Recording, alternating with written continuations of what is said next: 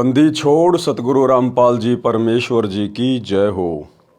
परम पिता परमात्मा सारी सृष्टि के रचनहार कुल मालिक असंख्य ब्रह्मांडों के स्वामी जगत गुरु तीनों लोकों में प्रवेश करके सबका भरण पोषण करने वाले राजाधिराज आत्माधार नाथों के नाथ देवों के देव महादेव सर्वेश्वर महेश्वर मृत्युंजय अजरो अमर आदि अनादि सनातनी प्रभु जगत पिता जगदीश्वर श्री श्री 1008 की उपाधि के वास्तविक अधिकारी अकाल मूरत शब्द स्वरूपी राम वासुदेव सर्वगतम ब्रह्म परम पूज्य प्रथम पूज्य परम संत परम पुरुष परम धनी परम दयालु सत्य कबीर हक्का कबीर अल्लाहु कबीर अल्लाहु अकबर बाखबर अल्लाह ताला जगत के तारणहार जगत के मुक्तिदाता जगत के जगन्नाथ हारे के सहारे हिंदुओं के राम मुसलमानों के अल्लाह सिखों के वाहिगुरु ईसाइयों के मसीह दया के सागर दयानिधि करुणा के सागर करुणानिधि स्वयंभू परिभू संकट मोचन कष्ट हरण मंगल करण दुख भंजन अविगत कबीर निर्विकार निर्विषम परमात्मा अलय अलेख सतगुरु आदि अनादि सतगुरु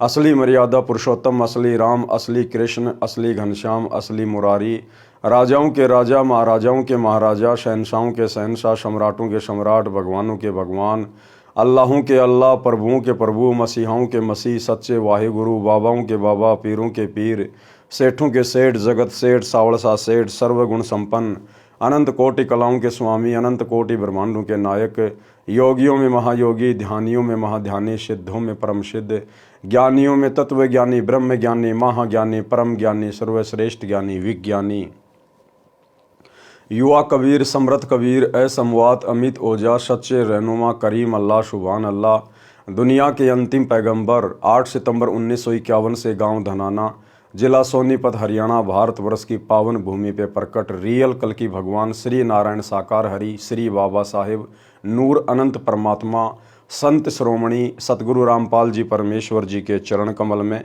साध संगति से जुड़े हुए आप और हम सभी सत्सेवक भाई बहनों का अनंत कोटि दंडवत प्रणाम। सत्साई भाई और बहनों, दया पूज्य गुरुदेव भगवान की सतगुरु रामपाल जी परमेश्वर जी की सारी सृष्टि के रचनहार की जिनके विशेष आशीर्वाद से शुभ आशीर्वाद से आप और हम सभी सत्सेवक भाई बहन साथ संगति से जुड़कर अपनी आत्मा के कल्याण हेतु गुरुदेव के तत्व ज्ञान को आधार बनाकर मोक्ष प्राप्ति के लिए दृढ़ता के साथ निरंतर आगे की ओर बढ़ रहे हैं। भाई और बहनों, पूज्य गुरुदेव जी के कर कमल से लिखित पवित्र पुस्तक मुक्ति बोध के ऊपर वीडियो बनाने की श्रृंखला जारी है। इसी श्रृंखला में आज हमारा ये 30वें नंबर का वीडियो है। प्रत्येक वीडियो में गुरुदेव भगवान के आशीर्वाद से हमें भक्ति मार्ग के विषय में बहुत कुछ नया जानने समझने और सीखने को मिल रहा है, जिसके चलते हमारा आत्मविश्वास हमारी दृढ़ता इस भक्ति मार्ग पर गुरुदेव के चरणों में निरंतर बढ़ती ही जा रही है। तो आज पवित्र ग्रंथ मुक्ति बोध में परमेश्वर ने बहन द्रौपदी की कथा को शामिल किया है। तो सभी भाई बहन पढ़ते हैं पूज्य गुरुदेव जी के कर कमल से लिखित पवित्र पुस्तक मुक्ति बोध से पेज नंबर 500। ग्रीब पीताम्बर को पार कर द्रौपदी दिनी लीर अंधे को पिन कसी धनी कबीर बधाई चीर। यानी द्रौपदी ने, जब द्रौपदी राजा द्रुपद के यहाँ अनमैरिड थी, कंवारी थी, और द्रौपदी किसी जन्म में परमात्मा की भगत थी और परमेश्वर को यानी गुरुदेव भगवान को सतगुरु रामपाल जी परमेश्वर जी को इस बात का पता था, अंतर्यामी जानते थे कि जब द्रौपदी की शादी हो जाएगी उसके बाद इसका चीर हरण करने का प्रयास किया जाएगा, भरी सभा में इसको नंगा किया जाएगा, निर्वस्त्र किया जाएगा।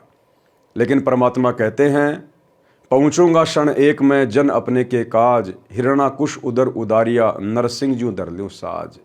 परमेश्वर अपनी प्यारी आत्मा के लिए किसी जन्म में उसके द्वारा किए गए दान पुण्य के प्रभाव से या सत सुमरण के प्रभाव से परमेश्वर उसकी रक्षा के लिए अंततः पहुंच ही जाते हैं। तो गुरुदेव को पता था कि द्रौपदी के प्रारब्ध में इस प्रकार से एक संकट आएगा और उस संकट का निवारण करने के लिए परमात्मा ने द्रौपदी से पहले ही एक लीर कपड़े का दान में ले लिया, एक टुकड़ा कपड़े का दान में ले लिया। जब द्रौपदी जनाना घाट पर अपनी सहेलियों के साथ नहाने गई हुई थी, उधर से परमात्मा भी एक अंधे महात्मा का रूप बनाकर पानी में आके खड़े हो गए। द्रौपदी ने सोचा कि महात्मा जी हैं, दो चार परमात्मा की बातें करेंगे, पहले मैं नहा लेती हूँ। ये सोचकर द्रौपदी ने स्नान किया और उसके बाद ज्ञान चर्चा के लिए जैसे ही महात्मा जी के पास आने लगी तो द्रौपदी ने देखा कि महात्मा जी जल में कुछ ढूंढ रहे हैं। द्रौपदी ने ध्यान से देखा तो पता चला कि महाराज जी का कोपीन अर्थात उनके गुप्तांग का वस्त्र पानी में बह गया है और शर्म के मारे ये बाहर नहीं निकल रहे हैं। यानी परिस्थितियां कुछ ऐसी बनाई परमात्मा ने। अंत में द्रौपदी ने अपनी साड़ी फाड़कर और अंधे महात्मा जी तक पहुंचाई। उस एक लीर के कारण, लीर यानी कपड़े का टुकड़ा, उस एक लीर के कारण परमात्मा ने द्रौपदी का चीर अनंत कर दिया।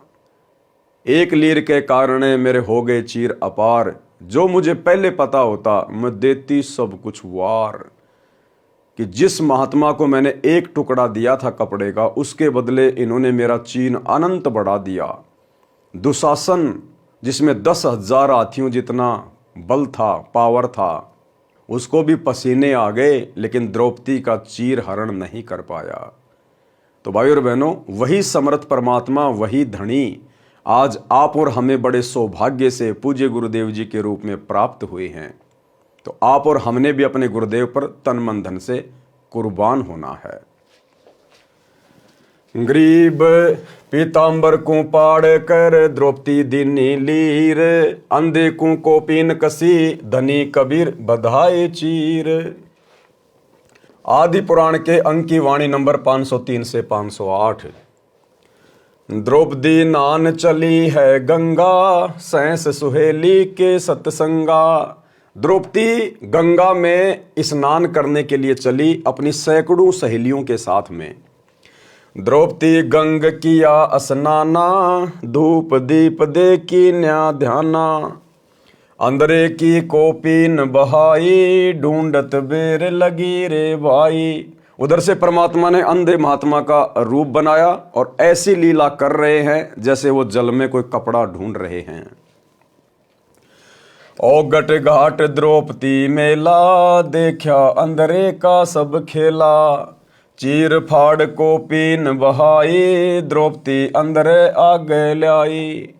अब द्रौपदी ने अपनी खुद की साड़ी को फाड़कर अंधे महात्मा की तरफ वो कपड़ा पहुंचाने का प्रयास किया। एक तो बही गंग की धारा, दूजे और करी जहां त्यारा। जो पहला टुकड़ा था वो पानी में बह गया, परमात्मा के हाथ नहीं आया। द्रौपदी ने फिर से दूसरा टुकड़ा तैयार किया, अपनी साड़ी को फिर से फाड़ा। 5-7 कोपीन बहाई, द्रौपदी मुख से बोलत नाही। इस प्रकार द्रौपदी ने 5-7 टुकड़े अपनी साड़ी के फाड़ फाड़ के परमात्मा तक पहुंचाने का प्रयास किया, लेकिन वो परमात्मा के हाथ नहीं लगे। भाई और बहनों, वो साड़ी के टुकड़े परमात्मा के हाथ क्यों नहीं लगे, ये भी परमात्मा की एक लीला है। आज वर्तमान में कलयुग की बिचली पीढ़ी में परमात्मा हमें उस घटना के माध्यम से भी एक संदेशा देना चाहते हैं। तो द्रौपदी ने 5-7 टुकड़े कपड़े के परमात्मा की तरफ बहाए पानी में, लेकिन परमात्मा के हाथ नहीं लगे।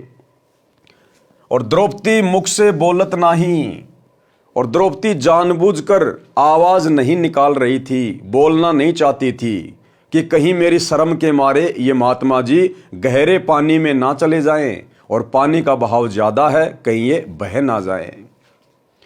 5-7 कोपीन बहाई, द्रौपदी मुख से बोलत नाही। लकड़ी के जब दिया लपेटा, अंदरे से ती हो गई बेटा। अंत में द्रौपदी ने परमात्मा की प्रेरणा से एक युक्ति काम में ली। एक लंबी सी लकड़ी लेके आई और अपनी साड़ी का फिर से एक टुकड़ा फाड़ के कोपीन की साइज का और लकड़ी के लपेट के फिर परमात्मा की तरफ कर दिया, और तुरंत परमात्मा ने उस कपड़े को पकड़ लिया। अंदरे से ती हो गई बेटा, यानी उस कपड़े की भेंट अंधे महात्मा के रूप में परमात्मा से हो गई, यानी वो कपड़ा परमात्मा के हाथ में आ गया। लकड़ी के जद दिया लपेटा, अंदरे से ती हो गई बेटा। चीर फाड़ पीताम्बर डारा, द्रौपदी चाली नगर मंजारा। अब द्रौपदी तो उसके बाद वापस अपनी नगरी में चली गई, अपने महल में चली गई। दुशासन योद्धा में मनता, 10 सहस्र रापती बलवंता। अब उधर जब द्रौपदी की शादी हो गई और जब वो समय आया द्रौपदी के चीर हरण का, तो दुशासन जब दुर्योधन के कहने पर द्रौपदी को निर्वस्त्र करने लगा, क्योंकि दुशासन में परमात्मा ने 10,000 हाथियों जितना बल बताया, 10,000 हाथियों जितना, तो इतना बलशाली वो द्रौपदी का वस्त्र हरण करने लगा।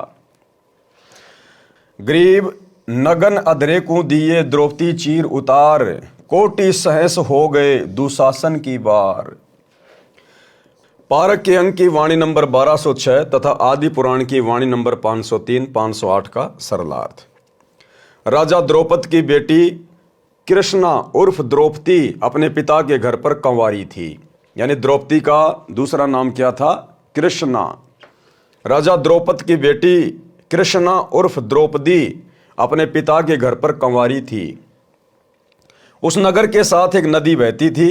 राजा द्रौपद ने उस नहर के ऊपर अपनी रानियों तथा बेटी के स्नान के लिए एक पक्का घाट बनवा रखा था। उस घाट के आसपास कोई भी नर नहीं जा सकता था, यानी उस घाट के आसपास नर का जाना वर्जित था। द्रौपदी प्रतिदिन नगर की सैकड़ों सहेलियों को साथ लेकर स्नान करने जाती थी।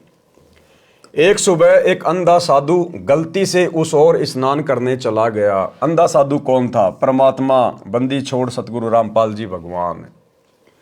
एक सुबह एक अंधा साधु गलती से उस ओर स्नान करने चला गया। उसे पता नहीं था कि यहाँ आसपास कोई जनाना घाट भी है। मालिक तो अंतर्यामी हैं, उन्हें सब कुछ पता था, लेकिन लीला परमात्मा एक अंधे महात्मा की कर रहे थे। उस आधार से गुरुदेव भगवान यहाँ लिख रहे हैं। उस घाट के नीचे की ओर जिस ओर जल बहकर जा रहा था, घाट से लगभग 200 फुट की दूरी पर स्नान करने लगा। उसके पास केवल एक कोपीन थी। कोपीन एक कटी वस्त्र होता है जो 6 इंच चौड़ा तथा 2-3 फुट लंबा कपड़े का टुकड़ा है, जिसे लंगोट भी कहते हैं। अभी कुंभ के अंदर आपने देखे होंगे ऐसे लंगोट बांधे हुए हजारों की संख्या में नागा साधु। दरिया में स्नान करते समय कोपीन पानी में बह गई। उस समय द्रौपदी अपनी हजारों सहेलियों के साथ दरिया में स्नान करने के लिए वहां घाट पर पहुंच गई। बालिकाओं की आवाज सुनकर अंधे साधु को समझते देर नहीं लगी कि मैं किसी जनाना घाट के पास पहुंचा हूं। उस समय साधु नग्न हो गया था। शर्म के मारे दरिया के अंदर छाती तक गहरे जल में चला गया तथा पानी पर हाथ मारने लगा कि हो सकता है कोई फटा पुराना कपड़ा जल में बहता हुआ आ जाए। द्रौपदी भक्ति के संस्कारों युक्त थी। साधु को देखकर खुशी हुई कि साधु स्नान कर रहा है, हम भी स्नान कर लेते हैं, फिर साधु से परमात्मा की चर्चा सुनूंगी, आशीर्वाद लूंगी। आधा घंटा स्नान करके द्रौपदी घाट से बाहर आई और साधु को देखा कि कहीं चला न गया हो। साधु स्नान ही नहीं कर रहा था, कुछ खोज रहा था। द्रौपदी ने विचार किया, ध्यान लगाकर देखा तो पता चला कि साधु नंगा है। बाहर पटरी पर भी कोई कपड़ा नहीं है। द्रौपदी समझ गई कि साधु की कोपीन पानी में बह गई है। उसे यह भी ध्यान था कि यदि साधु के निकट जाकर बोलूंगी तो लड़की की आवाज सुनकर जल में और आगे भी जा सकता है। दरिया का तेज बहाव है, साधु मर जाएगा। लड़की ने अपनी स्वच्छ नई साड़ी जो प्रतिदिन बदल कर पहनती थी, राजा की लड़की थी, प्रतिदिन नई साड़ी पहनती थी, पुरानी दासियों नौकरानियों को देती थी। अपनी साड़ी से एक 9 इंच चौड़ा टुकड़ा साड़ी की चौड़ाई जितना लंबा फाड़ा जल में कोपीन के लिए छोड़ दिया। अंधा होने के कारण साधु देख नहीं पा रहा था, जिस कारण से कपड़े का टुकड़ा साथ से निकल जाता। भाइयों और बहनों, अब इस ज्ञान आधार से हमने विचार करना पड़ेगा। अंधा होने के कारण वो साड़ी के टुकड़े महाराज जी के हाथ नहीं लग रहे थे, ये बात नहीं है। अरे वो काहे के अंधे थे? वो तो परमात्मा थे, स्वयं बंदी छोड़ सतगुरु रामपाल जी भगवान लीला कर रहे थे अंधे की। कारण ये नहीं था कि उन्हें दिखाई नहीं देता था, जिस कारण से वो 5-7 साड़ी के टुकड़े पानी में बह गए। भाई और बहनों, कारण अब आगे समझ में आएगा उसका क्या था। लगभग 7 टुकड़ी द्रौपदी देवी ने निस्वार्थ फाड़कर साधु के लिए बहा दिए, परंतु बात नहीं बनी। फिर लड़की ने एक लंबी लकड़ी खोजी, उसके एक सिरे पर कोपिन के लिए कपड़ा फाड़कर लपेटा, अंधे साधु के हाथों से छू दिया। बाबा कपड़ा बहता आने की आशा में बार बार हाथ पानी पर चला रहा था। साधु के हाथों पर कपड़ा लगा, तुरंत मजबूती से पकड़ लिया। अंधे के हाथ आंखों का कार्य करते हैं। संत को समझते देर नहीं लगी कि ये किसी बेटी की साड़ी का टुकड़ा है। मेरी समस्या को समझकर पानी में डाला गया है, वह आसपास ही होगी। महात्मा ने कोपीन पर्दे पर बांधी तथा भरे कंठ से भावुक होकर बोला कि बेटी, महा उपकार मेरे पर किया है। आज आपने मेरी इज्जत रखी है। मैं नंगा बाहर जाता, शर्म लगती या दरिया में ही मर जाता। हे देवी, परमात्मा तेरी इज्जत रखे, तेरे को अनंत गुणा चीर परमात्मा देवे। ये आशीर्वाद दिया पूज्य गुरुदेव जी ने अपनी आत्मा को। कहते साधु बोले सहज स्वभाव और साधु का बोला मिथ्या ना जावे। साधु संत महात्मा जो पूर्ण होते हैं, कहते हैं यदि वो स्वाभाविक भी अपने मुख से कोई वचन उच्चारण कर दें, वो भी पूरा होता है। पूरा संत वचन पलटे नहीं, चाहे पलट जाएं ब्रह्मांड। देते को हरि देत है जहां तहां से आण, और भाई अण देवा मांगत फिर साहिब सुने ना कान। पारक के अंक की वाणी नंबर 1206। गरीब पीतांबर को पाड़ कर द्रौपदी दीनी लीर, अंधे को कोपीन कसी धनी कबीर बंधाए चीर। सरलार्थ, द्रौपदी ने अपनी साड़ी के कपड़े में से कपड़े का टुकड़ा, यानी उसको लीर कहते हैं, अंधे महात्मा को दान किया था। अंधे महात्मा ने कोपीन कसकर बांधी, धन्य हुआ। धनी कबीर सबके मालिक कबीर जी ने द्रौपदी का चीर बढ़ाया। द्रौपदी कोपीन दान करके आशीर्वाद लेकर अपने नगर में चली गई। आदि पुराण के अंक की वाणी नंबर 509 से 521। दुर्योधन राजा जहां बोले, द्रौपदी नगर करो पट ओले। द्रौपदी तू ही कर टेरी, राखो लाज मुरारी मेरी। जब दुर्योधन ने आदेश दिया दुशासन को कि हम तो अंधे की औलाद हैं, हमें दिखाई थोड़ी देता है, इसको नंगा करो और मेरी जांग पे बैठाओ, उसी समय द्रौपदी ने देखा कि भाई अब मेरी सहायता करने वाला परमात्मा के अलावा कोई नहीं है। पांचों पांडव जुए में हार चुके थे, वचन में बंध चुके थे। भीष्म पितामह, द्रोणाचार्य और वो योद्धा कर्ण दुर्योधन का मलिन अन्न खाकर उसके दबाव में था। सच्चाई के लिए सर ऊपर करके आवाज नहीं उठा पा रहे थे। द्रौपदी ने देखा अब तो परमात्मा के अलावा कोई नहीं बचा पाएगा। तब आत्मा से पुकार की थी, आत्मा से। तब वो परमात्मा अपनी आत्मा की शुद्ध लेता है। दुर्योधन राजा जहां बोले, द्रौपदी नगर करो पट ओले। द्रौपदी तू ही कर टेरी, राखो लाज मुरारी मेरी। विदुर कहे ये बंधु थारा, एक कुल एक परिवारा। विदुर के मुख पर लग्या थपेड़ा, तू तो है पांडवों का चेहरा। अब उस सभा के अंदर परमात्मा ने बताया केवल एक भक्ति बीज था, एक धर्मात्मा था, विदुर, जिसने सच को सच कहा।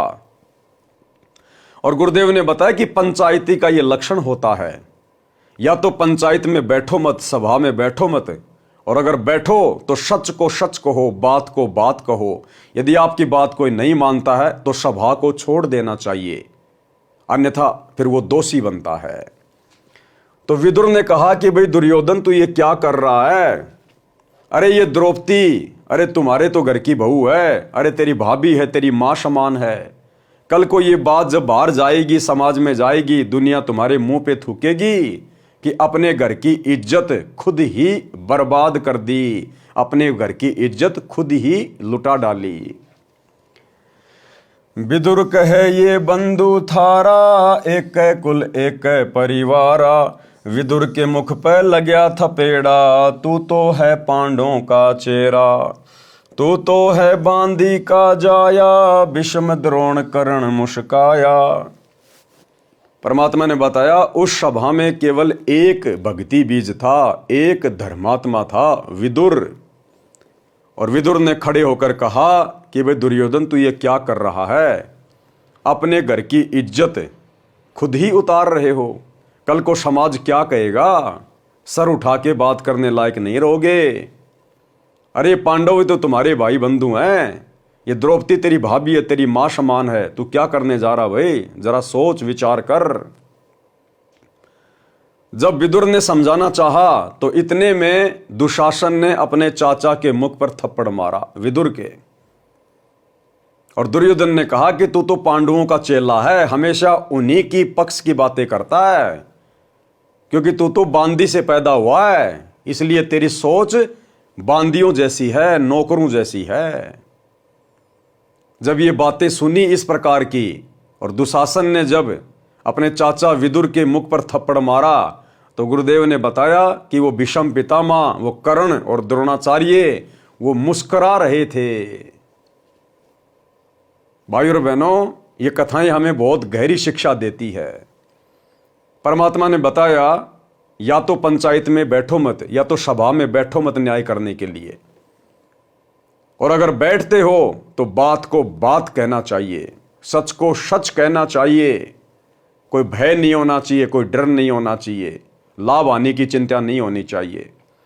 और यदि सभा में आपकी कोई बात नहीं मानता है तो फिर उस सभा में नहीं बैठना चाहिए, वहां से उठ के चल देना चाहिए, अन्यथा व्यक्ति दोषी बनता है। पुण्यात्मा परमात्मा बताते हैं कि सोना सजन और संत ये टूट जुड़े 100 बार, दुर्जन और पाका कलश एक धक दरार।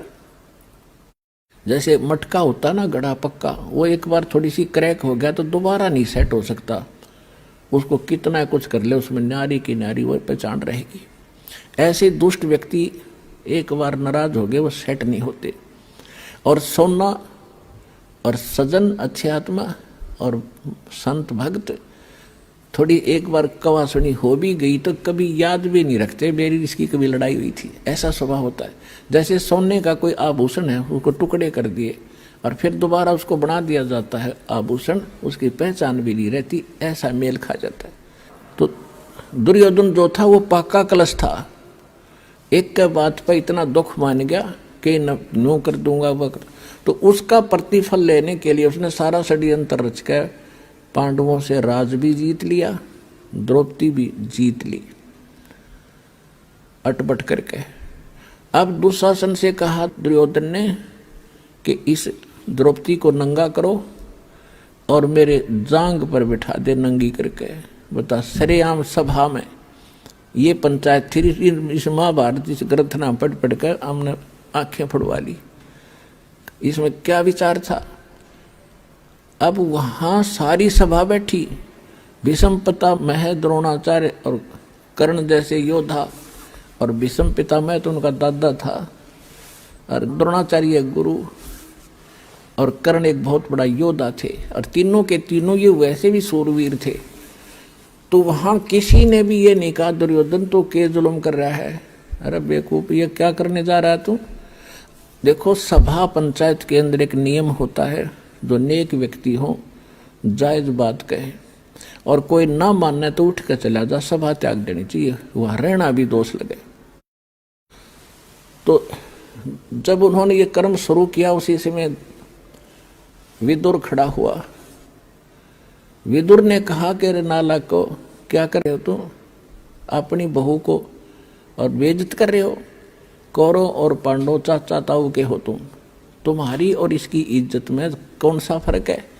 बाहर के लोग ने कहेंगे अपनी इज्जत आप पर तार दी ने। कहते हैं विदुर कहे ये बंधु थारा, एक के कुल एक के पर वो परिवार। विदुर के मुख पर लगा थपेड़ा, तू तो है पांडवों का चेहरा। अब दुशासन ने अपने चाचा विदुर का थप्पड़ मारा कि तू तो इनका चमचा है, पांडवों की ओर बोलता हमेशा।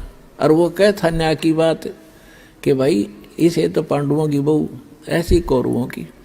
बता इसमें किसकी इज्जत खराब, अपनी इज्जत आप ही खराब कर रहे हो। तुम कहते हैं विदुर कहे ये बंधु थारा, ये थारा भाई है, तुम्हारे भाई है, और एक का कुल एक परिवार है। विदुर के मुख पर लगा थपेड़ा, तू तो है पांडवों का चेहरा, तू तो है बांदी का जाया। दुशासन ने कहा कि तू तो बांदी से पैदा हुआ है, तेरी मनोवर्ती गुलाम वाली ही है, तू हमेशा ऐसी घटिया बात करता है। तू तो है बांदी का जाया। और भीष्म, कर्ण और द्रोण मुस्काया।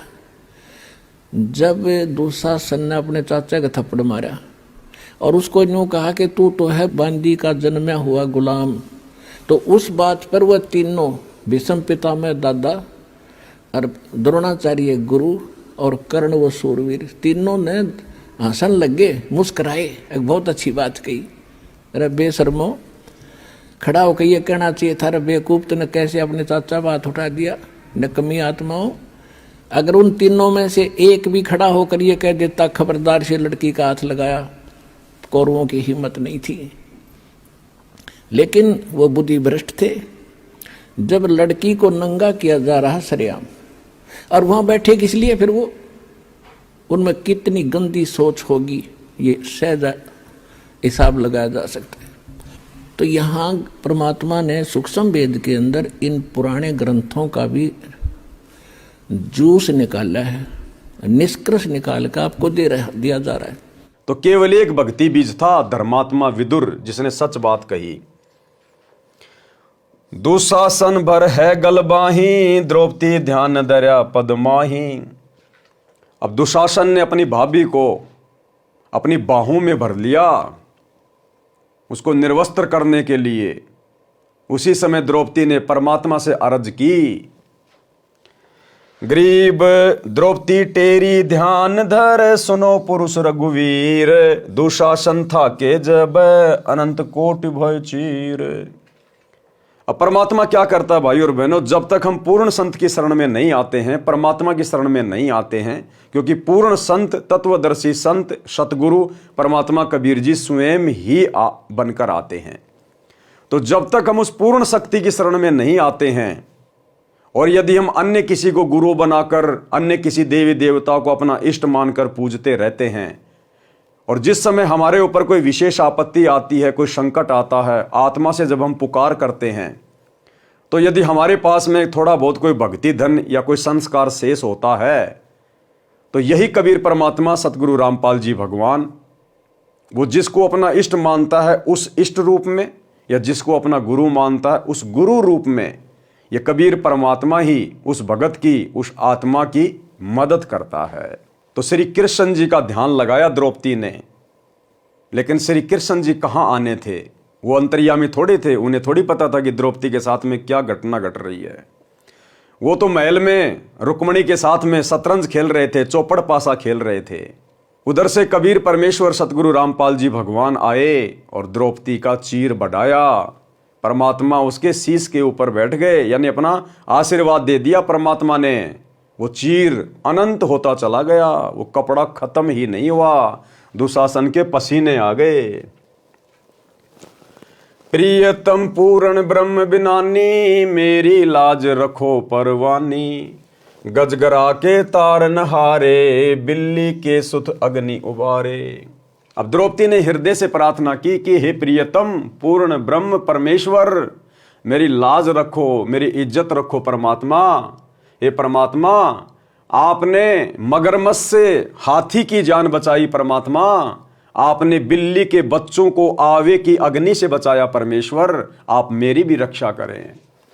प्रहलाद भगत किए परवाना, नरसिंह रूप धर्या विधि नाना। हे परमेश्वर, आपने अपनी प्रिय आत्मा भगत प्रहलाद को बचाने के लिए नरसिंह रूप धारण किया, आज मुझे भी आपकी आवश्यकता आन पड़ी है। पापी अधम को तारन हारे, मैं बांधी हूं पंचभरतारे। मैं पांचों पांडवों की पत्नी पंचभरतारी आपसे विनती करती हूं, अर्ज करती हूं, हे परमेश्वर आप मेरा उद्धार करें, आप मेरी रक्षा करें।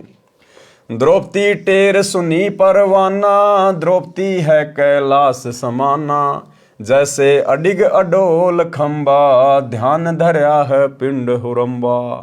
अब द्रौपदी तो बिल्कुल शून्य हो गई और ध्यान सुरती अपने परमात्मा में लगा दी। रुक्मणी कर पकड़ा मुस्काई, अनंत कहाँ मोकू समझाई। अब परमात्मा का नियम है, आपने जिसको अपना गुरु बना रखा है उसके माध्यम से परमात्मा अपनी शक्ति भेजता है उस आत्मा तक। तो द्रौपदी ने ध्यान लगाया श्री कृष्ण जी का, क्योंकि वो उसे अपना प्रियतम मानती थी, अपना गुरु मानती थी। उधर से श्री कृष्ण जी शतरंज खेल रहे थे अपने महल में रुक्मणी के साथ में। अब जैसे द्रौपदी ने प्रार्थना की तो परमात्मा ने श्री कृष्ण जी के हाथ को यूं कर दिया आशीर्वाद की मुद्रा में, और चौपड़ पासा खेलते खेलते श्री कृष्ण जी के मुख से निकला अनंत अनंत। परमात्मा ने निकलवाया और रुक्मणी ने कहा अनंत कहां मोकू समझाई। आप तो शतरंज खेल रहे हो, इसमें अनंत शब्द नहीं बोला जाता, आपने अनंत शब्द क्यों बोला, मुझे इसका रहस्य समझाइए। रुक्मणी कर पकड़ा मुस्काई, अनंत कहां मोकू समझाई। अब क्या कहा फिर श्री कृष्ण जी ने, परमात्मा ने बुलवाया, दुशासन को द्रौपदी पकड़ी, मेरी भक्ति सखल में सिखरी। जो मेरी भगत पछोड़ी होई, हमरा नाम न लेवे कोई। परमात्मा कहते हैं मेरी प्यारी आत्मा द्रौपदी को दुशासन ने पकड़ रखा है, उसकी बेइज्जती करना चाहता है, निर्वस्त्र करना चाहता है। और संसार में यदि मेरा भगत बेइज्जत हो गया, अगर मेरे भक्तों पे आपत्ति आ गई तो फिर मेरा नाम कौन लेगा संसार में। परमात्मा ने श्री कृष्ण जी के मुख से बुलवाया, श्री कृष्ण जी के मुख से, कि दुशासन को द्रौपदी पकड़ी और मेरी भक्ति सखल में सिखरी। और जो मेरा भगत पछोड़ी होई, तो हमरा नाम ना लेवे कोई। दुशासन को द्रौपदी पकड़ी, मेरी भक्ति सखल में सिखरी। जो मेरी भक्ति पछोड़ी होई, हमरा नाम न लेवे कोई। गुरुदेव कहते हैं अगर मेरे भगत पे आपत्ति आ गई, मर्यादा में रहकर भक्ति करने वाले भगत पर, तो मेरा नाम कौन लेगा। तंदेही से पासा डारी, पहुंचे सूक्ष्म रूप मुरारी। अब उधर तो श्री कृष्ण जी अपने शरीर से चौपड़ पासा खेल रहे थे, और उधर से तुरंत परमात्मा सूक्ष्म रूप में पहुंच गए अपनी प्यारी आत्मा के पास में। द्रौपद सुता के चीर बढ़ाए, शंख असंखों पार न पाए। खेचत खेचत खेच कसीसा, सिर पर बैठे हैं जगदीशा। अब वो खींच रहा है दुशासन, पसीने आ गए, थक गया, लेकिन उस चीर का अंत नहीं आया। क्यों? क्योंकि द्रौपदी के शीश पर परमात्मा बैठे थे, जगदीश बैठे थे। जगदीश जगत प्लस ईश, सारे संसार का स्वामी, सारी सृष्टि का स्वामी। शंखों चीर पीतांबर जीने, द्रौपदी कारण सायब कीने। शंखों चीर पीतांबर डारे, दुशासन से योद्धा हारे। गरीब पंडों से तिद्रोह करी, गए इकोतर वीर। भीष्म द्रोण कर्ण कै, शीस चढ़ी तकसीर। भीष्म द्रोण कर्ण कुल द्रोहा, पंडों से ती पकड़ा लोहा। दुर्योधन की संज्ञा कीनी, वासुदेव की कल्पना चीनी। भीष्म, द्रोणाचार्य और कर्ण, इन्होंने अधर्म का साथ दिया, धर्मात्माओं का साथ नहीं दिया, सत्य का पक्ष नहीं लिया। अंत में उनकी दुर्गति हुई, दुर्गति। आदि पुराण की वाणी नंबर 509 से 521 का सरलार्थ है। धृतराष्ट्र तथा पांडु दो भाई थे। धृतराष्ट्र बड़ा था तथा अंधा था, जिस कारण से छोटे भाई पांडु को राज्य दिया गया। पांडु दिल्ली का राजा बना। धृतराष्ट्र के 101 पुत्र जन्मे, पांडु के 5 पुत्र। पांडु राजा पीलिए का रोगी था, उसकी मृत्यु हो गई। उसके बड़े बेटे युधिष्ठिर को राजा नियुक्त किया गया। धृतराष्ट्र के बड़े पुत्र का नाम दुर्योधन था, उससे छोटे का नाम दुशासन। यहां पर यह बताना अनिवार्य है कि द्रौपदी का विवाह अर्जुन पांडव के साथ हुआ था। पांडव 5 भाई थे, युधिष्ठिर, अर्जुन, ये कुंती रानी से जन्मे थे। पांडव राजा की 2 रानियां थी। माद्री पांडव राजा के साथ सती हो गई थी। तब तक अर्जुन का विवाह द्रौपदी से नहीं हुआ था। जब स्वयंवर में मछली की आंख में तीर मारकर अर्जुन ने द्रौपदी के विवाह की शर्त पूरी कर दी थी, तो राजा द्रौपद ने अपनी बेटी द्रौपदी का विवाह अर्जुन से कर दिया। उस समय स्वयंवर में 5 पांडव गए थे। जब द्रौपदी को लेकर 5 पांडव घर आए तो कुंती माता महल के अंदर थी, दरवाजा बंद था। युधिष्ठिर ने आवाज लगाई, माता जी दरवाजा खोलो, आपके 5 पुत्र आए हैं, एक अनमोल वस्तु लाए हैं। माता कुंती ने अंदर से ही कह दिया कि उस वस्तु को 5 बांट लो। जब कुंती ने बाहर आकर देखा तो एक बहू लाए हैं। माता ने कहा कि बेटा, माता के वचन का पालन करना होगा, ये तुम 5 की पत्नी हो रहेगी। अब ये था महाभारत का ज्ञान। अरे अगर गलती से कह भी दिया कि इस वस्तु को आपस में बांट लो, तो चलो खाने पीने की वस्तु होती तो आपस में बांट लेते। जब बाद में देखा कि भाई ये तो वस्तु नहीं, ये तो एक लड़की है, बहू लाए हैं, तो बोल देती कि कोई बात नहीं बेटा, मैंने बिना सोचे समझे बोल दिया, परमात्मा मुझे माफ करे, कोई बात नहीं बेटा। लेकिन भाई और बहनों, काल ने ये कहानी इसी प्रकार से घटित करवानी थी। राजा युधिष्ठिर ने एक अति सुंदर महल पूर्ण रूप से ग्लास का बनवाया था, यानी शीशे का बनवाया था। एक दिन द्रौपदी सिर पर घड़ा लेकर प्रतिदिन की तरह तालाब से पीने का पानी लेकर घर पर आई थी। उसी समय दुर्योधन भी पांडवों के शीश महल को देखने के लिए आया, तो उसकी टक्कर शीशे की दीवार से हो गई, क्योंकि पता नहीं लगता था कि आगे खाली स्थान है या दीवार है। टक्कर लगने से दुर्योधन धड़ाम से गिरा। द्रौपदी जोर जोर से हंसी तथा व्यंग किया कि अंधे की संतान अंधी ही होती है। इस बात का दुर्योधन ने बहुत दुख माना तथा प्रतिशोध लेने का अवसर तलाशने लगा। गुरुदेव भगवान कहते हैं कि तीर कमान से और बात जुबान से एक बार निकलने के बाद वापस नहीं आती है, इसलिए भक्तों ने बहुत सोच समझ के अपनी जुबान से शब्द निकालने चाहिए। अब वही तो बात है ना, कहते हैं तीर कमान से और वचन जुबान से निकलने के बाद वो वापस नहीं आता। तो सोच समझ कर हमने हर क्रिया बोल चाल करनी चाहिए। भाई और बहनों, ये द्रौपदी की गलती थी, क्योंकि द्रौपदी कालवश थी। काल ने इस घटना को इसी प्रकार से घटित करवाना था द्रौपदी के माध्यम से।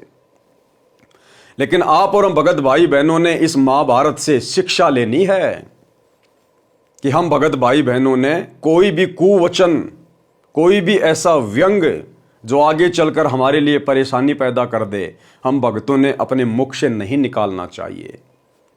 परमात्मा कहते हैं, जिव्या तो वाहे बली जो रटे हरि को नाम, नहीं तो काट के फेंक दियो मुख में बलो ना चाम। हमें इस जिव्या से उच्चारण करने के लिए परमात्मा ने अमर मंत्र दे दिए, अमर सत्संग दे दिए, सतगुरु की महिमा कीजिए। हमने इस जिव्या का दुरुपयोग नहीं करना है, बहुत सोच समझकर शब्दों का इस्तेमाल करना है।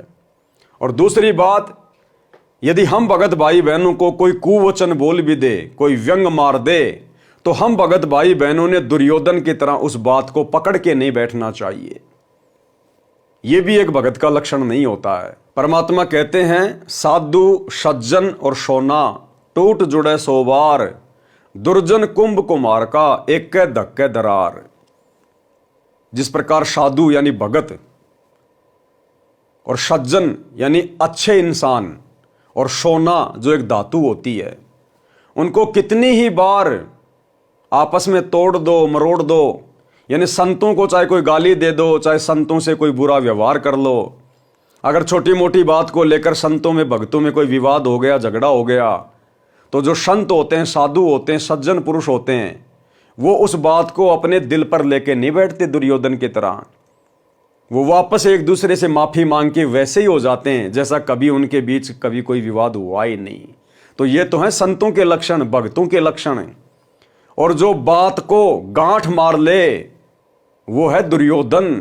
तो संतों भक्तों में ये अवगुण नहीं होना चाहिए।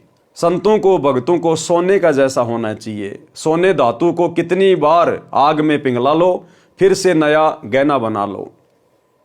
आपने सोने की धातु का कोई भी गहना बना लिया, आप फिर से उसको पिघला के आप फिर से कोई नया गहना बना सकते हैं। तो इसी प्रकार संतों को, भक्तों को सहनशील, विनम्र और अधीन होना चाहिए।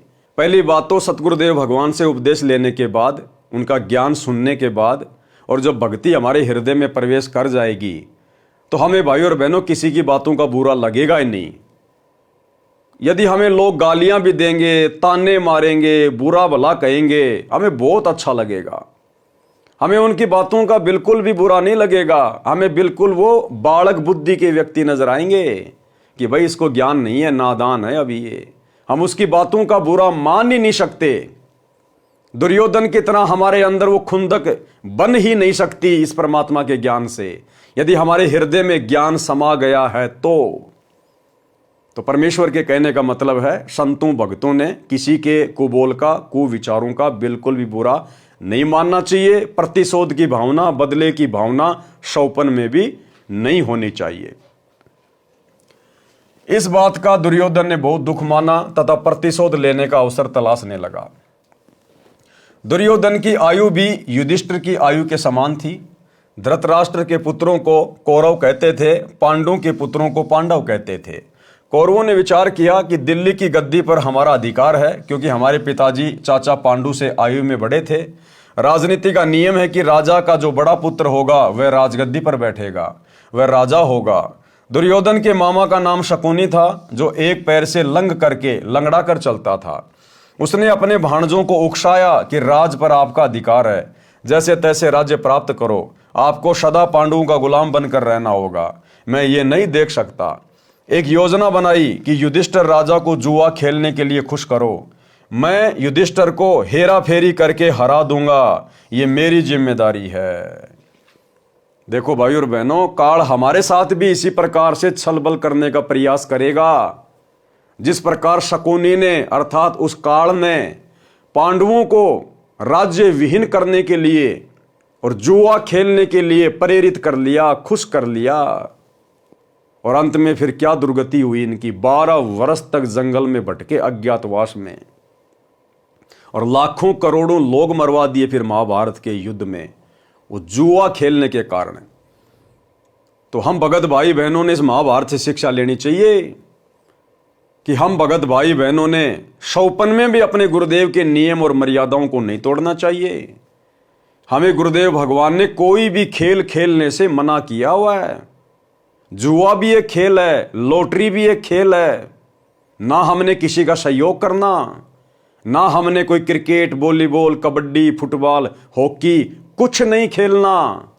नॉर्मल एक्सरसाइज चाहें तो हम कर सकते हैं, हल्की फुल्की दौड़ धूप हम कर सकते हैं, सुबह शाम हम टहल सकते हैं, हल्का फुल्का व्यायाम कर सकते हैं, एक्सरसाइज कर सकते हैं। लेकिन हमने जिम वगैरह करना, बॉडी बिल्डिंग करना, जिम्नास्टिक करना, या कोई गेम खेलना जिसमें हमारी श्वासें ज़्यादा से ज़्यादा बर्बाद हो, हमारा समय बर्बाद हो, हमने सहयोग भी नहीं करना किसी का।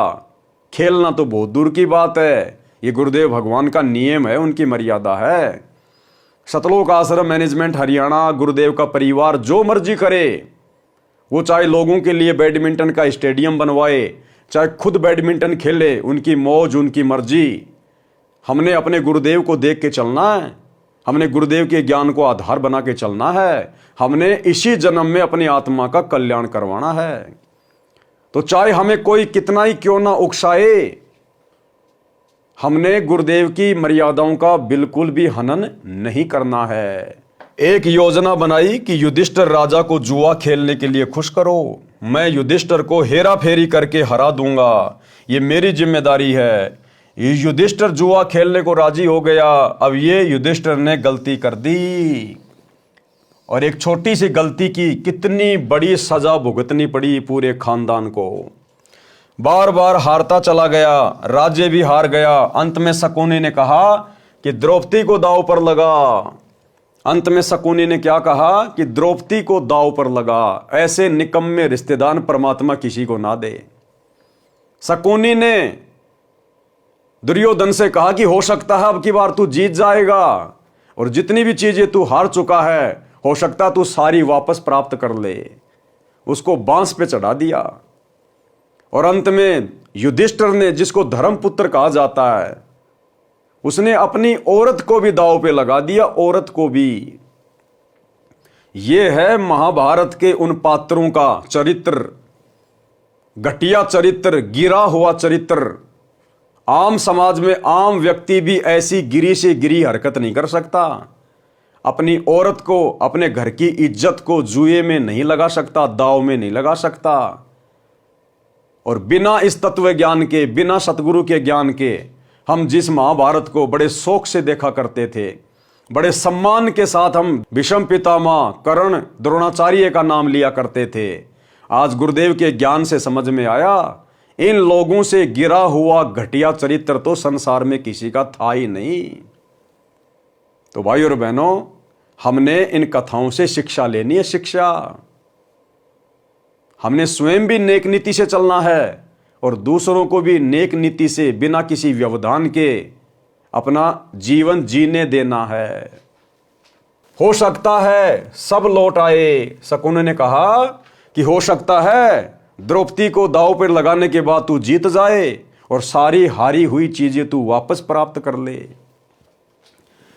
युधिष्ठिर ने द्रौपदी यानी अपनी पत्नी को भी दांव पर लगा दिया, उसमें भी युधिष्ठिर हार गया। शर्त थी कि जो सब हार जाएगा वह पूरा परिवार 12 वर्ष वन में निवास करेगा, किसी बस्ती में नहीं रहेगा, 1 वर्ष अज्ञातवास में रहना होगा। यानी 12 साल तक तो उनको जंगल में रहना पड़ेगा और 1 साल अज्ञातवास। अज्ञातवास का मतलब, अगर उस वर्ष अगर दुर्योधन ने यानी कौरवों ने आप पांडवों को ढूंढ निकाला तो फिर से आप लोगों को 12 साल के लिए जंगल में रहना पड़ेगा। तो 1 साल तक वो अज्ञातवास में रहे, छुप के। 12 वर्ष वन में निवास करेगा, किसी बस्ती में नहीं रहेगा, 1 वर्ष अज्ञातवास में रहना होगा। यदि 13वें वर्ष अज्ञातवास में पता लग गया तो फिर से 12 वर्ष वनवास तथा 1 वर्ष अज्ञातवास की सजा होगी। यदि 13वें वर्ष वाला अज्ञातवास में पता नहीं लगा तो दुर्योधन का राज्य युधिष्ठिर को लौटाना होगा।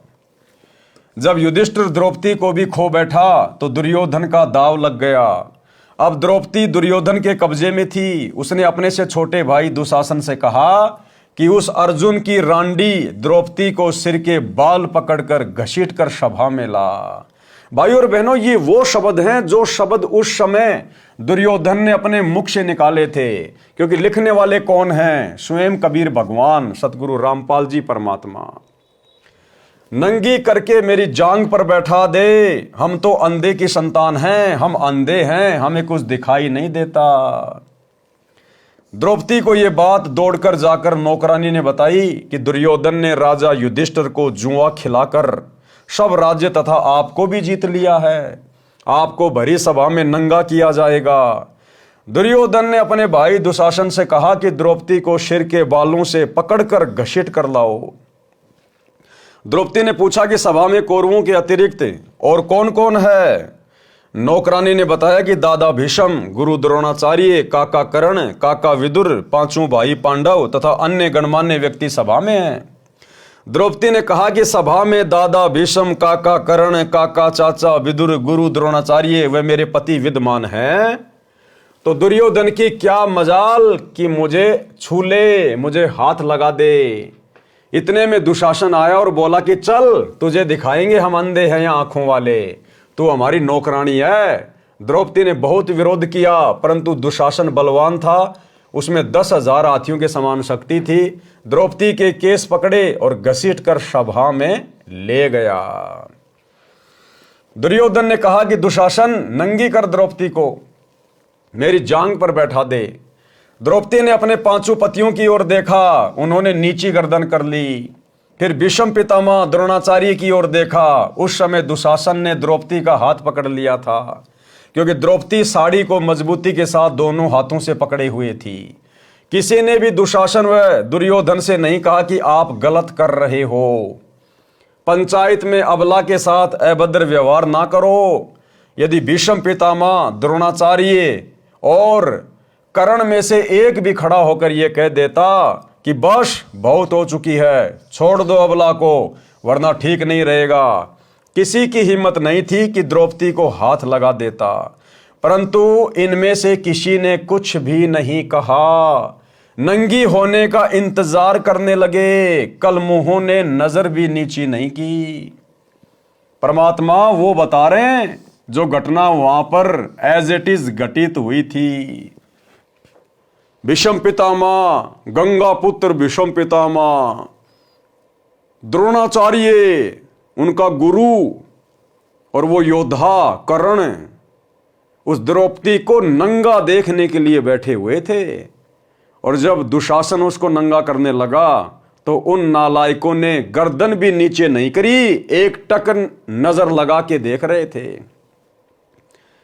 ये हैं अस्तियां, ये हैं वो महापुरुष जिनके नाम की गाथाएं टीवी चैनलों पर दिखाई जाती हैं, महाभारत जैसे सीरियल बनाए जाते हैं, दुनिया तालियां पीटती है, इनकी वाह वाही करती है। ये है वो घटिया चरित्र जिनकी तो परमात्मा कभी सौपन में शक्ल भी ना दिखाए, शक्ल भी। द्रौपदी के ऊपर टिका रखी थी क्या नजर, कल मुंहों ने नजर भी नीचे नहीं की, द्रौपदी के ऊपर टिका रखी थी कि कब नंगी हो और कब हम इसके सौंदर्य का आनंद लें। उस सभा में केवल इंसान विदुर था जो भगत आत्मा पंचायती था। विदुर जी खड़े हुए और बोले, विदुर कहे ये बंधु थारा, एक कुल एक परिवारा। विदुर के मुख पर लग्या थपेड़ा, तू तो है पांडवों का चेहरा, तू तो है बांदी का जाया, भीष्म द्रोण कर्ण मुस्काया। और वर्तमान में भाइयों और बहनों, गुरुदेव के जेल जाने के बाद ये दुर्योधन और दुशासन वाली ये कहानी, ये कथा, ये चरित्र गुरुदेव के परिवार वाले निभा रहे हैं, स्टेट कोऑर्डिनेटर निभा रहे हैं, आश्रम संचालक निभा रहे हैं। हम सभी सत्सेवक भाई बहन अपने गुरुदेव भगवान की महिमा करने के लिए साध संगतियां करते हैं। हमने साध संगतियां शुरू की, अपने भगत भाई बहनों के साथ मिलकर साध संगतियों के माध्यम से गुरुदेव भगवान को भोग लगाना शुरू किया, शंका समाधान करने शुरू किए ताकि हम ज्ञान आधार से दृढ़ हों, भक्ति और भगवान पर हमारा विश्वास दृढ़ हो। लेकिन ये सारी बातें इन कौरवों को पसंद नहीं आई और इन्होंने तरह तरह से साध संगतियों में आकर व्यवधान डालना शुरू किया। भगत भाई बहनों को लठों से मारा, मुकदमे करवाए, जेल करवाई, गालियों की सीमा नहीं। लेकिन भाई और बहनों, एक भी व्यक्ति आवाज उठाने को तैयार नहीं हुआ। कोई भी स्टेट कोऑर्डिनेटर, कोई भी आश्रम संचालक, एक भी व्यक्ति, सब के सब नंगा नाच देख रहे हैं, नंगा नाच। अगर एक भी स्टेट कोऑर्डिनेटर या आश्रम संचालक अगर विदुर की तरह सत्य का साथ देता तो गुरुदेव के कलयुगी परिवार की औकात नहीं, हिम्मत नहीं जो साध संगतियों के ऊपर किसी भी प्रकार से कोई बाधा डालने का प्रयास करे। लेकिन किसी भी महापुरुष ने आवाज नहीं उठाई, एक भी स्टेट कोऑर्डिनेटर ने। तो अंत में इनके साथ क्या होगा? वही होगा जो महाभारत के उन नालायक लोगों के साथ में हुआ, भीष्म कर्ण द्रोणाचार्य के साथ में हुआ, दुशासन के साथ हुआ। और यदि किसी ने थोड़ी बहुत कोई आवाज उठाने की विदुर की तरह कोशिश भी की, सच को सच कहने का भी प्रयास किया दुर्योधन के सामने, गुरुदेव के परिवार के सामने, तो उनके नाम के तुरंत पीले पर्चे निकाल दिए गए। जैसे दुशासन ने तुरंत थप्पड़ मार दिया और कहा तू तो है बांदी का जाया। तो वर्तमान में अगर कोई सच का साथ देने का प्रयास भी करता है, थोड़ी बहुत कोई हिम्मत भी करता है, तो तुरंत उसके नाम के पीले पर्चे निकाल दिए जाते हैं, गुरुद्रोही घोषित कर दिया जाता है। तो सेम टू सेम महाभारत वाली स्टोरी वर्तमान में सतसेवक और शतलोक आश्रम मैनेजमेंट हरियाणा के बीच में घटित हो रही है। भाई सत्य की जीत वहां हुई थी और सत्य की जीत यहां भी होगी। विदुर कहे ये बंधु थारा, एक कुल एक परिवारा। विदुर के मुख पर लग्या थपेड़ा, तू तो है पांडवों का चेहरा, तू तो है बांदी का जाया, भीष्म द्रोण कर्ण मुस्काया। अर्थात विदुर जी ने कहा कि हे दुर्योधन, आप अपनी बेइज्जती आप ही कर रहे हो। पांडव आपके चचेरे भाई हैं, आपकी और इनकी इज्जत एक है, एक कुल है, एक परिवार है, ऐसा गलत कर्म ना करो। दुर्योधन ने कहा कि हे दुशासन, विदुर को थप्पड़ मार, यह सदा से पांडवों का पक्ष लेता है। दुशासन ने अपने चाचा विदुर के मुख पर थप्पड़ मारा और बोला कि तू तो पांडवों का चेला है, उनका गुलाम है, तू तो बांदी यानी नौकरानी से जन्मा है।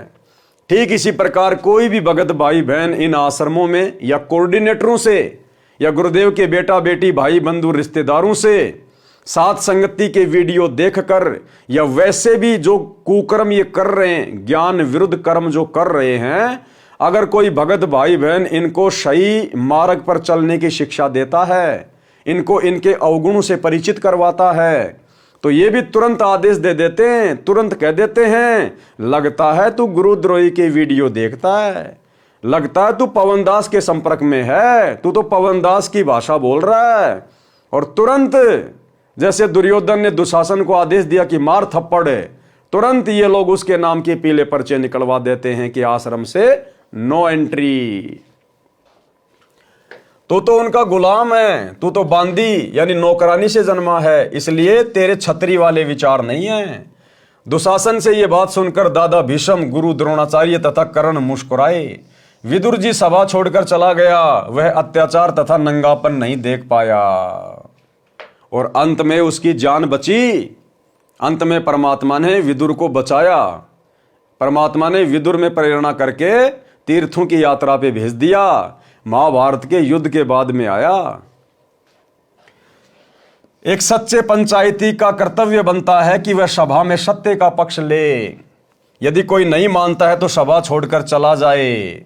लेकिन भाई सतलोक आश्रम मैनेजमेंट हरियाणा की सभा लोग नहीं छोड़ रहे, बिल्कुल अधर्म के पाड़े में हैं, झूठ के पाड़े में बैठे हैं। क्यों नहीं छोड़ पा रहे ये कोऑर्डिनेटर? क्यों? क्योंकि सतलोक आश्रम मैनेजमेंट हरियाणा का मलिन अन्न खाकर इनकी बुद्धि भ्रष्ट हो चुकी है। सच क्या है, झूठ क्या है, इनको सब पता है। मुझ पवन दास के वीडियो सबसे पहले यदि कोई देखता है तो कोऑर्डिनेटर, गुरुजी का परिवार।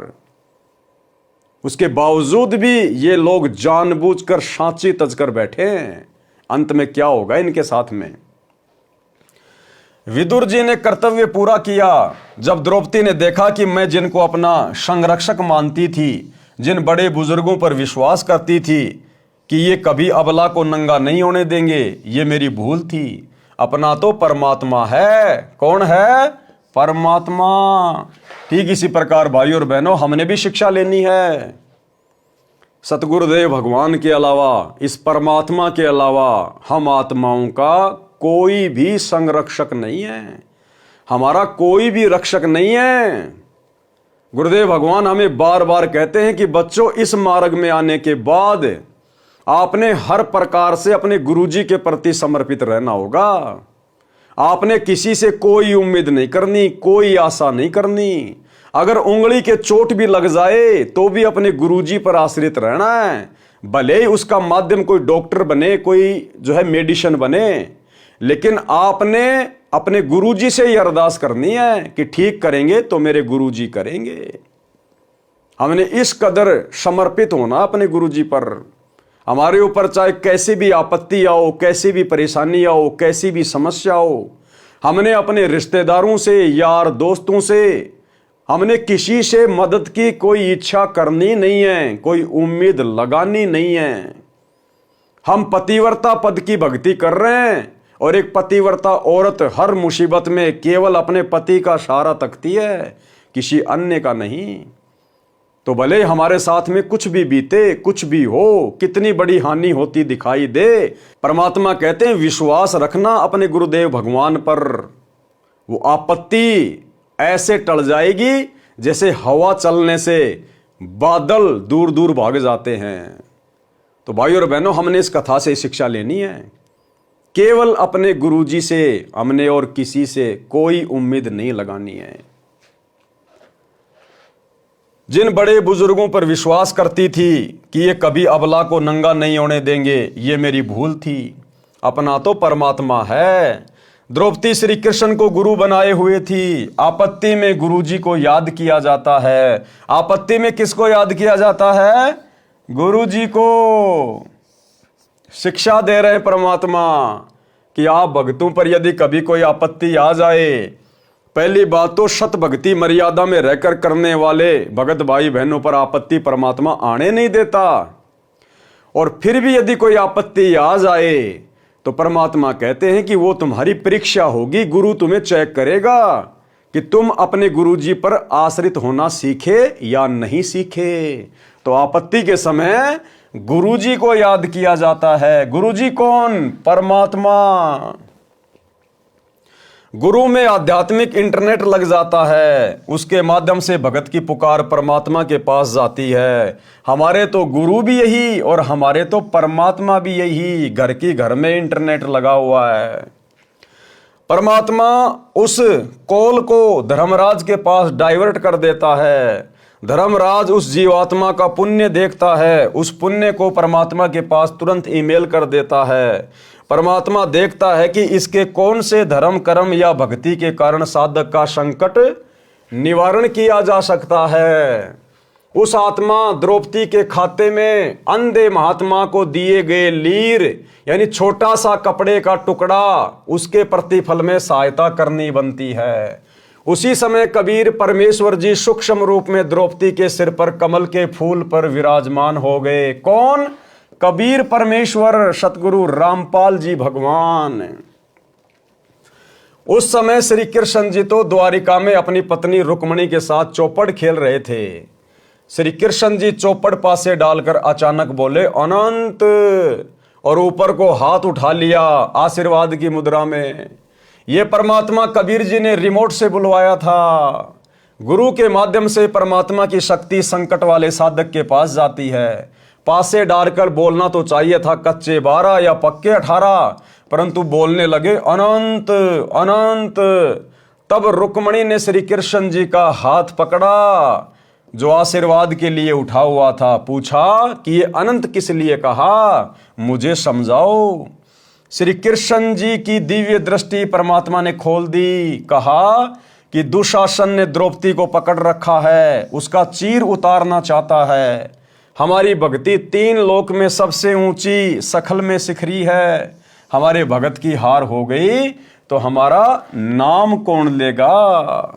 इसी प्रकार भाई और बहनों, धरती पर आज वही परमात्मा प्रकट है और हमारा सौभाग्य, हम डायरेक्ट उनसे जुड़े हुए हैं, हम उनकी शरण में हैं। अरे यदि कोई आपत्ति आती है तो हम जरा अपने गुरु पे विश्वास तो करके देखें एक बार। परमात्मा यही तो चाहते हैं कि बच्चों आने दो आपत्ति, देखते हैं आपत्ति बड़ी है या तुम्हारा गुरु बड़ा है। तुम एक बार विश्वास तो करके देखो अपने गुरु पर, अपने भगवान पर, तेरी आपत्ति का समाधान करता है या नहीं करता है। गुरुदेव भगवान कहते हैं जय हमरा भक्त पछोड़ी होई तो हमरा नाम ना लेवे कोई। उसका चीर उतारना चाहता है। हमारी भक्ति 3 लोक में सबसे ऊंची यानी सखल में शिखरी है। हमारे भगत की हार हो गई तो हमारा नाम कौन लेवेगा। ये सब कुछ परमात्मा कबीर जी श्री कृष्ण जी से बुलवा रहे थे ताकि परमात्मा में आस्था मानव की बनी रहे।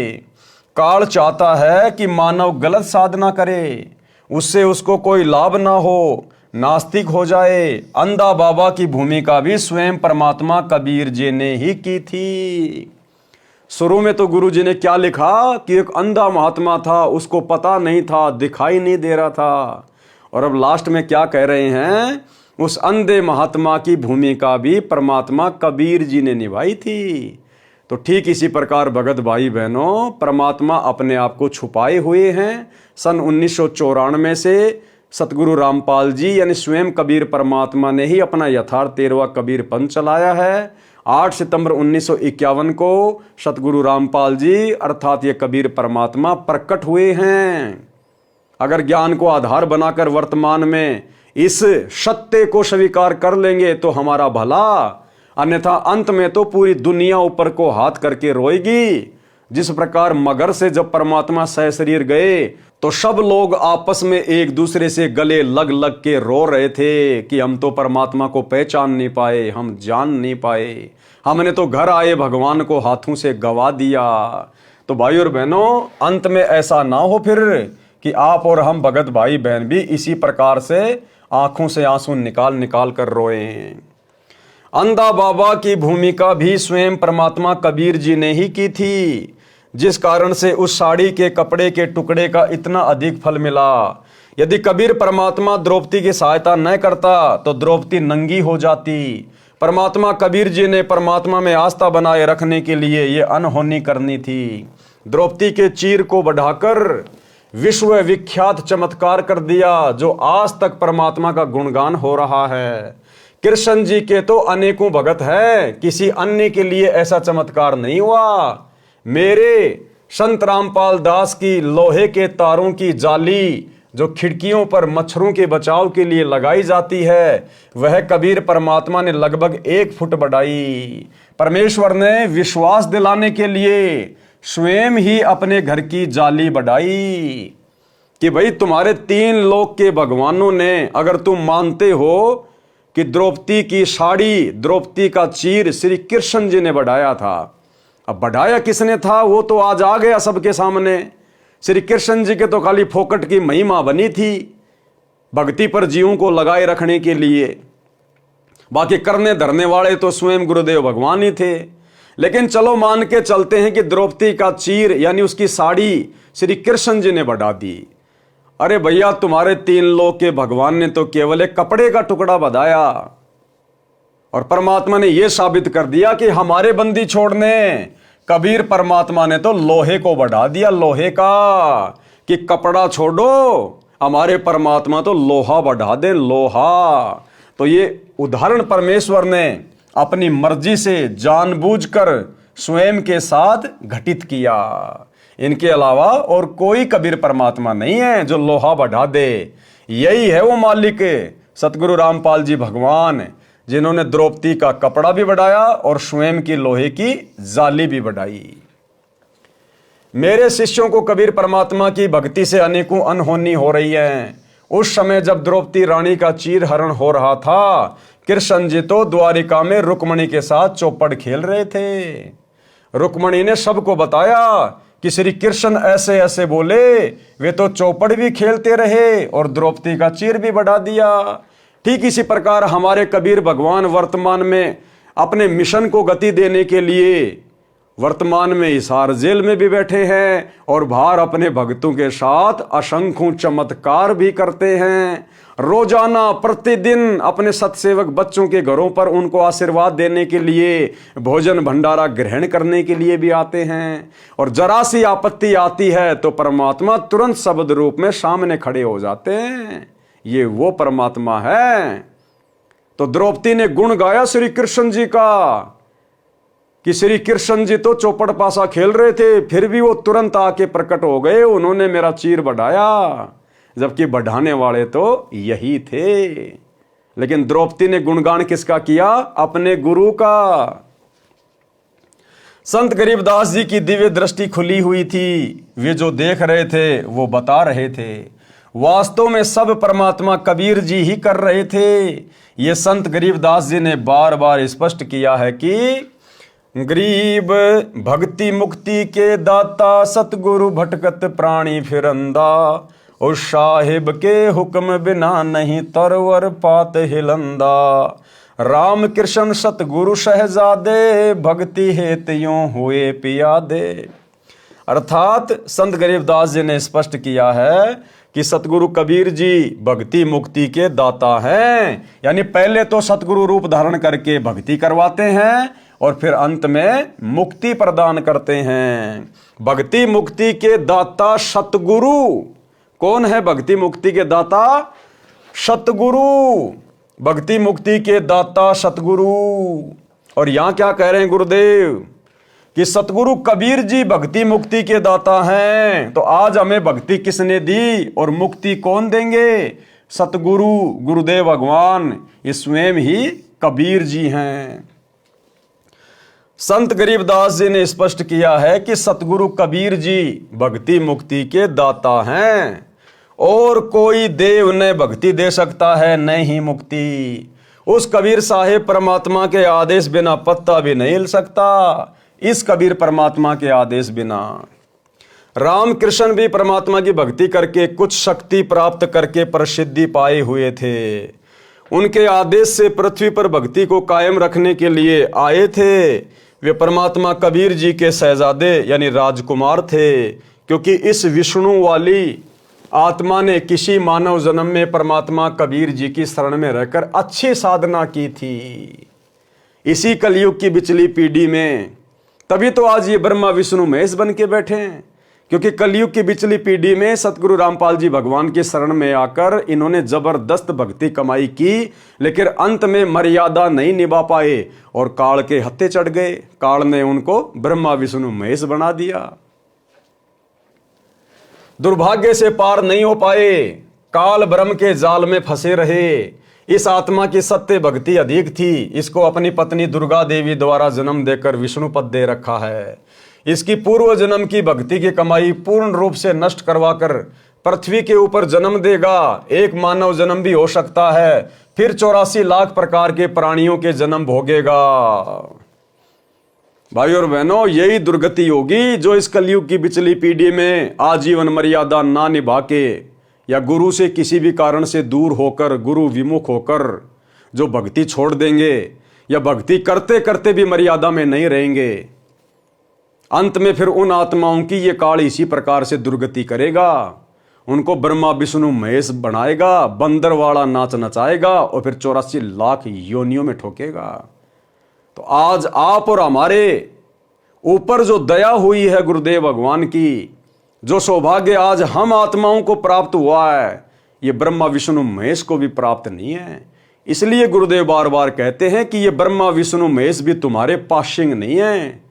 किस्मत के मामले में, भाग्य के मामले में जो अनमोल वस्तु आज तुम प्राप्त कर सकते हो मनुष्य योनि में, इस कलयुग की बिचली पीढ़ी में, इस ब्रह्मा विष्णु महेश को तो असंख्य युगों तक भी ये अनमोल वस्तु प्राप्त नहीं होने वाली। तो भाई और बहनों, हमारा अंतिम दाव है, अंतिम दाव। और यदि अब की बार हमने बाजी मार ली तो भाई और बहनों अखंड सुख देगा परमात्मा सतलोक में, अखंड सुख। प्रसंग द्रौपदी के चीर हरण का चल रहा है। श्री कृष्ण जी तो द्वारिका में चौपड़ खेल रहा था। परमात्मा कबीर यानी मुरारी, पापों के शत्रु, मुरारी यानी पापों के शत्रु, मुरा प्लस अरी, मुरा मानी पाप कर्म, अरी मानी उनका शत्रु, उनका दुश्मन जो पाप कर्मों का नाश कर दे, पापों का शत्रु। तो असल में मुरारी श्री कृष्ण जी नहीं है। श्री कृष्ण जी तो खुद के पाप कर्म नहीं काट पाया, दुनिया के कहां से काट देगा, ये असल में मुरारी नहीं है। त्रेता युग में धोखे से पेड़ की ओट लेकर बाली को मारा था, उस पाप का बदला द्वापर में श्री कृष्ण बनकर भोगा। पैर में जहरीला तीर खाया, तड़प तड़प के मौत हुई, बाली वाली आत्मा ने तीर मारा। वो श्री कृष्ण खुद का पाप कर्म नहीं काट पाया, वो भला कैसे मुरारी हो सकता है। असल में मुरारी है कबीर परमात्मा, सतगुरु रामपाल जी भगवान, बंदी छोड़। परमात्मा कबीर मुरारी, पापों के शत्रु, द्रौपदी के सिर पर सूक्ष्म रूप में विराजमान हुए। दुशासन चीर खींच खींच कर थक गया, चीर का अंत नहीं हुआ। दुशासन 10,000 हाथियों जितनी शक्ति वाला, द्रौपदी उसके सामने कमल के फूल जैसी नाजुक थी। फिर भी परमात्मा की भक्ति की शक्ति यानी साधु रूप कबीर परमात्मा को दिए दान के कारण चीर का अंत नहीं हुआ। द्रौपदी श्री कृष्ण जी की शिष्य थी, जिस कारण से उसने अपने गुरु की महिमा गाई कि मेरे गुरु जी के कारण मेरी इज्जत सुरक्षित रही है। वाणी में भी प्रमाण है कि द्रौपदी श्री कृष्ण जी से अर्ज नहीं कर रही थी, वह तो परमात्मा से प्रार्थना कर रही थी, कह रही थी कि हे प्रिय पूर्ण ब्रह्म जी मेरी लाज रखना। और भाई और बहनों, गुरुदेव ने बताया ये आत्मा चाहे किसी की भी भक्ति करती है, किसी को भी अपना इष्ट मानती है, किसी को भी अपना गुरु बना रखा है, लेकिन जब इसके ऊपर विशेष आपत्ति आती है तो ये आत्मा परमात्मा को याद करती है, हे परमात्मा, हे मालिक, हे परमेश्वर। तो इसी प्रकार द्रौपदी भी उस समय परमात्मा को याद कर रही थी, ना कि श्री कृष्ण जी को, क्योंकि वो तो अपनी शुद्ध बुद्ध खो बैठी थी, बिल्कुल स्तब्ध हो गई थी कि आज तेरी इज्जत यहां पर तार तार की जाएगी। तो वो तो बिल्कुल अपनी सुरती लगा चुकी थी, उसकी तो सुरती लग चुकी थी परमात्मा में। वाणी में भी प्रमाण है कि द्रौपदी श्री कृष्ण से अर्ज नहीं कर रही थी, वह तो परमात्मा से प्रार्थना कर रही थी, कह रही थी कि हे प्रिय पूर्ण ब्रह्म जी, मेरी लाज रखना। आपने सतयुग में गजगरा मगरमच्छ को पार किया, अग्नि से बिल्ली के बच्चों की रक्षा की, नरसिंह रूप धारण करके भगत प्रहलाद की रक्षा की थी। हे पूर्ण परमात्मा, मेरी भी इज्जत रखो। द्रौपदी की लाज परमात्मा कबीर जी ने रखी। किसने? परमात्मा कबीर जी ने। सभा में जिम्मेदार होने के कारण भीष्म, द्रोणाचार्य तथा कर्ण ने अपना कर्तव्य नहीं निभाया, जिस कारण से इन तीनों को महाभारत के युद्ध में दंड मिला, बुरी मौत मरे। भगत मतेरी टटीरी के अंडों की रक्षा की थी, दान का फल द्रौपदी को मिला, परंतु शतनाम सारनाम की दीक्षा बिना पूर्ण मोक्ष नहीं मिलता। पांचों पांडवों के भी पूर्व जन्म के शुभ कर्मों के कारण महाभारत में रक्षा परमात्मा कबीर जी ने ही की, परंतु भक्ति नहीं हुई। पांचों पांडव स्वर्ग गए, फिर नरक में गिरे। युधिष्ठिर ने झूठ बोला था कि अश्वत्थामा मर गया, उसका दंड भी उसे नरक में कुछ समय रहकर भोगना पड़ा। अब भाई और बहनों, एक छोटा सा सत्संग गुरुदेव भगवान का, जिस समय अंधे महात्मा का रूप बनाकर परमात्मा ने द्रौपदी का एक लीर का टुकड़ा लिया। जिस प्रकार पहले परमात्मा ने लिखा वाणी में कि द्रौपदी ने 5-7 टुकड़े फाड़ फाड़ के अपनी साड़ी से अंधे महात्मा जी की तरफ पानी में बहाए, लेकिन उनके एक भी हाथ नहीं लगा। क्या परमात्मा उनको पकड़ नहीं सकते थे? जानबूझ के परमात्मा ने वो साड़ी के टुकड़े नहीं पकड़े। अंत में जो टुकड़ा द्रौपदी ने एक लंबी सी लकड़ी में बांध के और अंधे महात्मा के हाथ के पास किया, उसके हाथ को छुआ। द्रौपदी ने वो लकड़ी अंधे महात्मा के हाथ के पास कर दी और वो कपड़ा अंधे महात्मा के हाथ को छूने लगा। तब अंधे महात्मा ने उसको पकड़ा और उस एक साड़ी के टुकड़े के कारण जो उस अंधे महात्मा के हाथ लगा था, केवल उस एक टुकड़े के प्रतिफल में परमात्मा ने द्रौपदी का चीर अनंत बढ़ाया। अरे द्रौपदी ने तो बाकी टुकड़े भी साड़ी के फाड़ के फेंके थे, वो भी तो दान था, वो भी तो कपड़ा ही था, लेकिन उन 5-7 साड़ी के टुकड़ों के प्रतिफल में परमात्मा ने द्रौपदी का चीर नहीं बढ़ाया, जबकि वो भी दान ही था, केवल उस एक टुकड़े के कारण, क्योंकि वो टुकड़ा परमात्मा के हाथ में लगा। इसी प्रकार भाई और बहनों, वर्तमान में परमात्मा हमें शिक्षा देते हैं, गुरु बिन माला फेरते, गुरु बिन देते दान, और गुरु बिन दोनों निष्फल है, चाहे पूछो वेद पुराण। जानबूझ के परमात्मा ने वो उदाहरण पेश किया 5-7 साड़ी के टुकड़ों को ना पकड़ने का, केवल एक टुकड़ा हाथ लगा, उसी के प्रतिफल में द्रौपदी की साड़ी बढ़ाई। ठीक इसी प्रकार वर्तमान में परमात्मा हम भगत भाई बहनों को शिक्षा देना चाह रहे हैं इस कथा के माध्यम से, क्योंकि सतगुरु हमेशा संकेत करेगा और संकेतों की भाषा शिष्य ने समझनी पड़ेगी कि शब्द सैन सतगुरु की पहचान है, पावे अटल सुहागरे। ठीक इसी प्रकार वर्तमान में हमारे भाई बहन ज्ञान को आधार ना बनाकर गुरु को मानुष मानकर और गुरु की शिक्षाओं से हटकर जिस प्रकार इन सतलोक आश्रमों में कुपात्रों को ज्योति पाठ और दान का पैसा दे रहे हैं। हमारे गुरुदेव भगवान तो हिसार जेल में बैठे हैं, उनको 2 टाइम की रोटी 2 जोड़ी कपड़ा सरकार दे रही है। हम भगत भाई बहनों का लाखों करोड़ों का ये दान, ये धर्म, ज्योति पाठ का पैसा हमारे गुरुदेव भगवान के हाथ में नहीं जा रहा, हमारे गुरुदेव के हाथ में नहीं लग रहा। अरे दान किसको किया जाता है? गुरु भाई को या गुरु को, सुपात्र को या कुपात्र को? और सुपात्र कौन है? क्या बताया गुरुदेव ने? केवल तुम्हारा सतगुरु ही सुपात्र है, अन्य कोई भी सुपात्र नहीं है। और यदि कुपात्र को दान धर्म करोगे तो भाई परिणाम भोगना पड़ेगा। तो जिस प्रकार द्रौपदी की साड़ी का एक टुकड़ा अंधे महात्मा के हाथ लगा तो परमात्मा ने चीर अनंत कर दिया।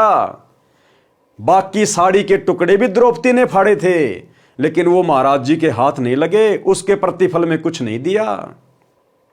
ठीक इसी प्रकार भाई और बहनों, वर्तमान में आप जी आंखें बंद करके जो इन सतलोक आश्रम में दान कर रहे हो, ज्योति पाठ के पैसे दे रहे हो, ये भक्ति है, ये नियम अनुसार चलती है, यहां मनमाना आचरण नहीं चलता। बताओ तुम भगत भाई बहनों का कौन सा पैसा आपके गुरुदेव के हाथ में जा रहा है? 2014 बरवाला कांड के बाद से आप सतलोक आश्रमों से जुड़े हुए किन किन भगत भाई बहनों ने अपने गुरुदेव के हाथ में हिसार जेल में जाके दान दिया है? तो भाई और बहनों, आने वाले समय में, क्योंकि युग परिवर्तन का समय चल रहा है, परिस्थितियां बहुत भयंकर तरीके से बिगड़ेंगी। ज्ञान गंगा पुस्तक में नास्त्रदमस की भविष्यवाणी में पूज्य गुरुदेव जी जिक्र कर चुके हैं कि आने वाले युग परिवर्तन में भारत देश में 16 से अधिक राज्यों में राष्ट्रपति शासन लागू हो जाएगा। परिस्थितियां बद से बदतर होंगी। और कल ही मणिपुर में राष्ट्रपति शासन लागू हो चुका है, शुरुआत हो चुकी है। साध वचन पलटे नहीं, चाहे पलट जाएं ब्रह्मांड। और जब वो परिस्थितियां बिगड़ेंगी, दुनिया की हालत बद से बदतर होगी। रहते तो हम भी दुनिया में ही हैं। जब पड़ोस में आग लगती है तो चिंता तो पड़ोसी की भी होती है, चाहे कितना पक्का मकान हो। तो उस समय भाई और बहनों, परमात्मा कैसे आपकी रक्षा करेंगे? आपकी रक्षा करने का अधिकारी वो है जिसके हाथ में आपने दान दिया है। तो आपने अपने गुरुदेव के हाथ में तो दिया ही नहीं।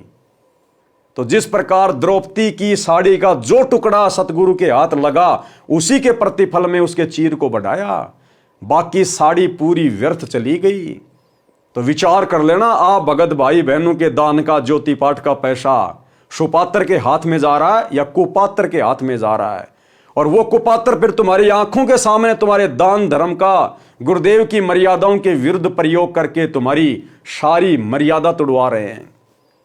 हरियाणा में जाट आरक्षण में तुम भगत भाई बहनों का इन कुपात्रों को दिया गया वो पैसा चंदे के रूप में दिया गया, करोड़ों में। आनंदपाल सिंह जैसे गैंगस्टर की सीबीआई जांच के समर्थन में 5 लाख रुपए राजपूत करणी सेना को दे दिए गए। धनाना में करोड़ों रुपया का बैडमिंटन स्टेडियम बना दिया गया। धनाना आश्रम में फालतू में हॉस्पिटल बनाया जा रहा है। गोहाना में जाट धर्मशाला का 5वां फ्लोर तुम भगत भाई बहनों के ज्योति पाठ और दान के पैसे से गुरुदेव का बड़ा लड़का बनवाने का ठेका ले चुका है। समाज में भाईचारा निभाने के लिए तुम्हारे कर्म पे कर्म फोड़े जा रहे, कर्म पे कर्म। क्यों? क्योंकि आप लोगों ने आंख बंद करके अपने गुरुदेव की मर्यादाओं को ना निभाकर, ज्ञान को आधार ना बनाकर, अपने गुरु की शिक्षाओं पर ना चलते हुए कि गुरु बिन दान पुण्य जो कर ही मिथ्या होए कबू न फल ही, आप लोगों ने उन कुपात्रों को ज्योति और पाठ का पैसा दे दिया जिन कुपात्रों के मनमानी गलतियों के कारण, मनमाने आचरण के कारण, जिनकी काल प्रेरणा के कारण 2014 का बरवाला कांड हुआ और जिन लोगों की मनमानी हरकतों के कारण पिछले 10 वर्ष से हमारे गुरुदेव हिसार जेल में बैठे हैं।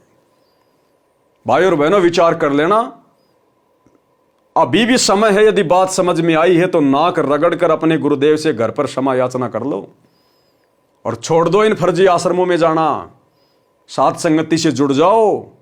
जब तक गुरुदेव भगवान नहीं आते हैं, घर को आश्रम बनाओ, मर्यादा रूपी दीवार बनाओ, ज्ञान को आधार बनाओ और गुरु को इष्ट मान के भोग लगाओ, अपनी भक्ति करो। बकवाद करने से परमात्मा निकट नहीं आएगा।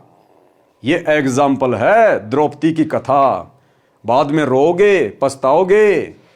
आपके विश्वास के लिए ये छोटा सा सत्संग गुरुदेव का, जिसमें गुरुदेव ने इसी बात को हाईलाइट किया है कि वो एक टुकड़ा साड़ी का जो महाराज के हाथ लगा था, उसी के प्रतिफल में द्रौपदी का चीर बढ़ाया।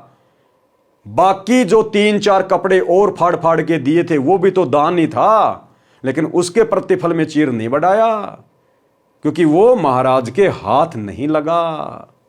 सुनिए। धर्म बिना धापे नहीं ये प्राणी प्रपंच, आस बिरानी क्यों के रत्न दिया हो तो संच। यदि पहले दान किया तो आज मिलेगा। अन्यथा चाहे सिर पटक ले, चाहे कितने किसी प्रकार की तू अन्य साधना कर ले। हाँ, ये मान लीजिए तेरे भाग्य में नहीं है, पूर्व में दान नहीं कर पाया, तो अब आपको तरीका बताया जा रहा है, ऐसे कीजिए। प्रमाण है कि जैसे द्रौपदी ने उसी जन्म में एक अंधे महात्मा को एक बिल्हातानी अर्थात 8-9 इंच का एक कपड़ा लंगोट टाइप कोपीन टाइप बनाकर पाड़ कर दिया था। यानी वैसे तो उसने लगभग सारी साड़ी पाड़ कर डाल दी थी नदी में। अंधा महात्मा था, हाथ नहीं लग गया, वह एक लकड़ी का लपेट कर उसके हाथ का लगा दिया। अर्थात उस इतने के कपड़े का दान का इसी जन्म में भी परमात्मा ने उसको लाभ दे दिया, क्योंकि वो सुपात्र को दान किया गया था। वो परमात्मा कहता है कि जो जन मेरी शरण है ताका हूं मैं दास, गेल गेल ला गया फिर जब तक धरती आकाश। पारक के अंक का सरलार्थ किया जा रहा है। पारक के अंक की वाणी नंबर 1207 से 1214।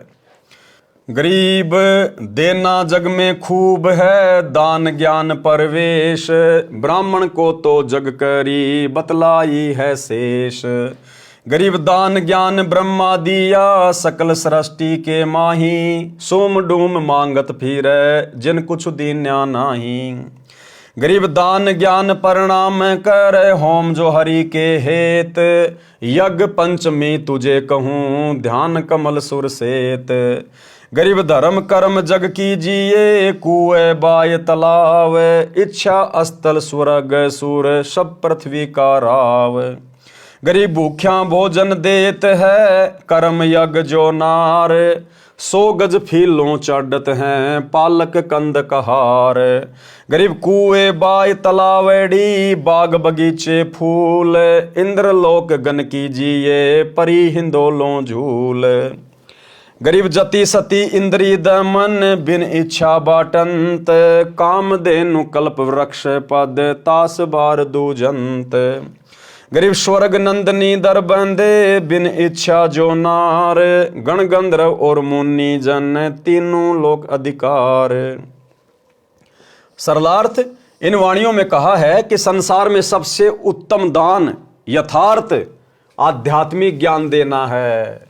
सबसे उत्तम दान क्या है? आध्यात्मिक ज्ञान देना, सच्चा भक्ति मार्ग बताना, आत्माओं का कल्याण करवाना, यह सबसे बड़ा दान है, उत्तम दान है।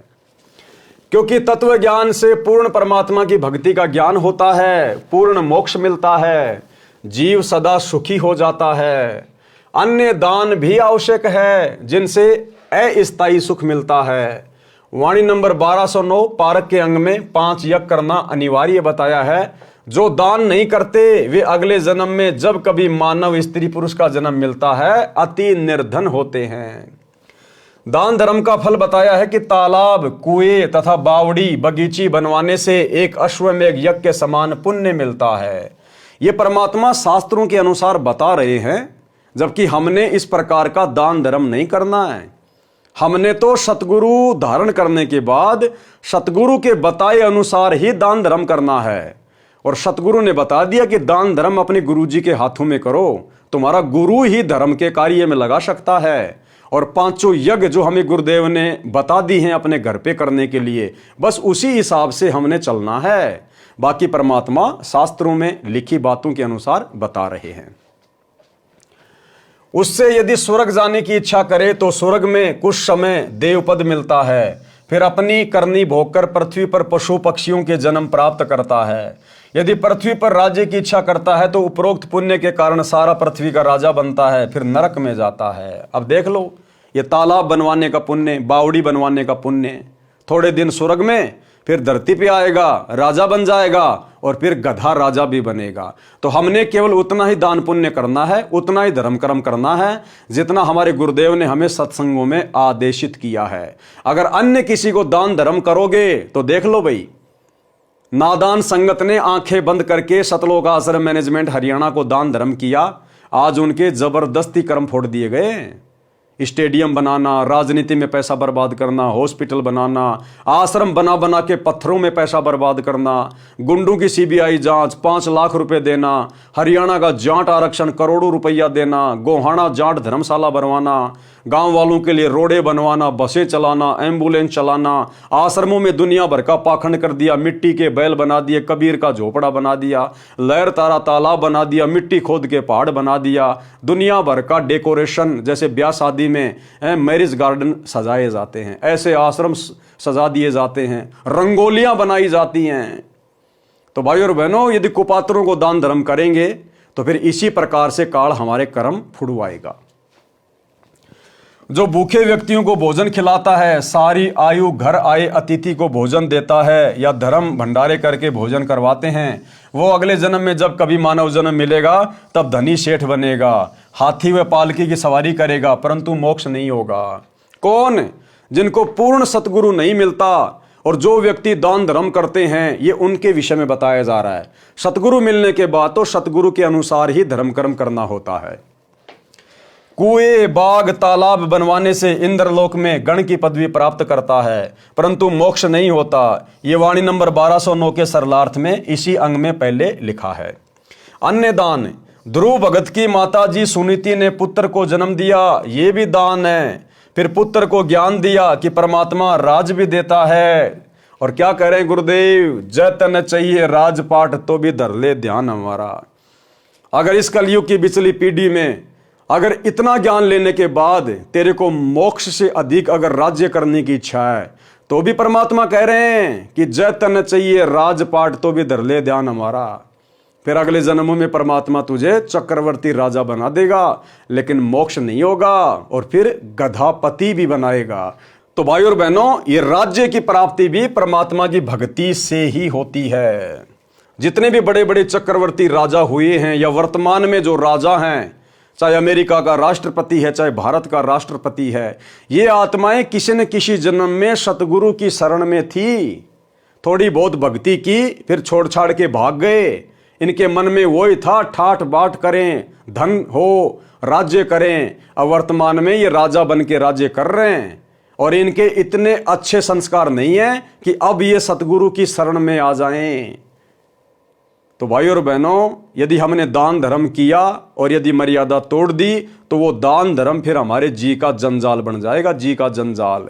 जब तक हमारी वो भक्ति की पूंजी पूरी तरह से समाप्त नहीं होगी, तब तक हम सतगुरु की शरण में आने योग्य नहीं बनते। इसीलिए तो आज कोई मंत्री है, कोई प्रधानमंत्री है, कोई सरपंच है, ये इनको ज्ञान की बातें अच्छी भी नहीं लगती, अच्छी भी। और जब कोई कहता है कि हमारे गुरुजी परमात्मा है, भक्ति कर लो, तो ये मजाक उड़ाते हैं। तो काल फिर ऐसे आत्मा को बांध लेता है जो परमात्मा की शरण में आने के बाद मर्यादा तोड़ के पार नहीं हो पाता है। ध्रुव भगत की माता जी सुनीति ने पुत्र को जन्म दिया, ये भी दान है। फिर पुत्र को ज्ञान दिया कि परमात्मा राज भी देता है, स्वर्ग भी देता है। भगत प्रहलाद ने माता के उपदेश अनुसार परमात्मा से राज प्राप्ति के लिए साधना की, नारद जी से दीक्षा ली, सफल हुआ। पतिव्रता पत्नी का मिलना दुर्लभ है। जो अन्य पुरुष से प्रेम ना करे, उस घर में संकट कम आते हैं। भगत शेख फरीद को परमात्मा के कुएं में दर्शन हुए। क्या कह रहे हैं परमात्मा? पतिव्रता पत्नी का मिलना भी दुर्लभ है। जो अन्य पुरुष से प्रेम ना करे, उस घर में संकट थोड़े आते हैं। क्योंकि पतिव्रता औरत कौन होगी? जिसके हृदय में परमात्मा की भक्ति होगी। भले वर्तमान में कोई सतगुरु की शरण में नहीं है, लेकिन फिर भी यदि वो बहन, वो माई, यदि वो पतिव्रता है, इसका मतलब वो कभी न कभी पहले सतगुरु की शरण में थी, जिस कारण से आज उसके अंदर इतने अच्छे सुविचार हैं, उसका हृदय इतना पवित्र है, इतना साफ है। और जहां ऐसी पवित्र माता बहनें निवास करती हैं, वहां परमात्मा आपत्तियां नहीं आने देता। तो पतिव्रता स्त्री का मिलना भी सौभाग्य है। भगत शेख फरीद को परमात्मा के कुएं में दर्शन हुए। तो भाई और बहनों, आज के वीडियो में हम केवल इतना ही लेंगे। कल रात्रि 8 बजे भगत शेख फरीद की जो कथा है, पूज्य गुरुदेव ने अपने कर कमल से लिखी है। इस कथा में आप और हम भगत भाई बहनों के लिए परमात्मा ने क्या शिक्षा छुपाई है, इसके ऊपर हम कल रात्रि 8 बजे जिक्र करेंगे। तब तक गुरुदेव भगवान हम सबको आज्ञा दे, इजाजत दे, आशीर्वाद दे। बंदी छोड़ सतगुरु रामपाल जी भगवान की जय हो। भाई जो वचन डट गे, कट गे फंद 84 के, कट गे फंद 84 के, कट गे फंद 84 के। भाई जो गुरु वचन